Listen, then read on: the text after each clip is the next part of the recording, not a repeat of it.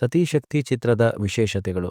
Doctor Rajkumar ದ್ವಿಪಾತ್ರದಲ್ಲಿ ಅಭಿನಯಿಸಿರುವ ಎರಡನೆಯ ಹಾಗೂ ಪೂರ್ಣ ಪ್ರಮಾಣದಲ್ಲಿ ನಾಯಕ ಹಾಗೂ ಪ್ರತಿನಾಯಕನಾಗಿ ದ್ವಿಪಾತ್ರದಲ್ಲಿ ಅಭಿನಯಿಸಿರುವ ಮೊದಲ ಚಿತ್ರವಿದು. ಅಣ್ಣಾವ್ರಿಗೆ ಎಂ.ವಿ. ರಾಜಮ್ಮನ್ ಅವರು ನಾಯಕಿಯಾಗಿ ಅಭಿನಯಿಸಿರುವ ಕೊನೆಯ ಚಿತ್ರವಿದು.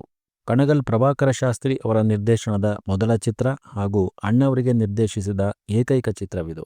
ಹಿಂದಿ ಸಿನಿಮಾ ರಂಗದ ದಂತಕತೆ ರೇಖಾ ಅವರ ತಾಯಿ ಕೆ. ಪುಷ್ಪವಲ್ಲಿ ಅವರು ಅಣ್ಣಾವ್ರ ಈ ಚಿತ್ರದ ಮೂಲಕ ಕನ್ನಡದಲ್ಲಿ ತಮ್ಮ ಅಭಿನಯದ ಖಾತೆಯನ್ನು ತೆರೆದಿದ್ದಾರೆ. ಪ್ರಭಾಕರ ಶಾಸ್ತ್ರಿಗಳು ನಿರ್ಮಾಪಕ, ನಿರ್ದೇಶನ, ಚಿತ್ರಕಥೆ, ಸಾಹಿತ್ಯ ಹೀಗೆ ಎಲ್ಲದರಲ್ಲೂ ತಮ್ಮನ್ನು ತೊಡಗಿಸಿಕೊಂಡಿದ್ದಾರೆ. ಹಂಪಿಯ ಸುತ್ತಮುತ್ತ ಹೊರಾಂಗಣ ಚಿತ್ರೀಕರಣ ನಡೆಸಿರುವ ಸತೀಶಕ್ತಿ ಪುರಾಣದ ಒಂದು ಕಥೆಯನ್ನು ಆಧರಿಸಿ ತೆಗೆದ ಚಿತ್ರ. ಇದರ ಬಗ್ಗೆ ಚಿತ್ರದ ಆರಂಭದ ಟೈಟಲ್ ಕಾರ್ಡ್ನಲ್ಲೇ ಮಾಹಿತಿಯನ್ನು ಚಿತ್ರದ ನಿರ್ದೇಶಕರು ನೀಡಿದ್ದಾರೆ.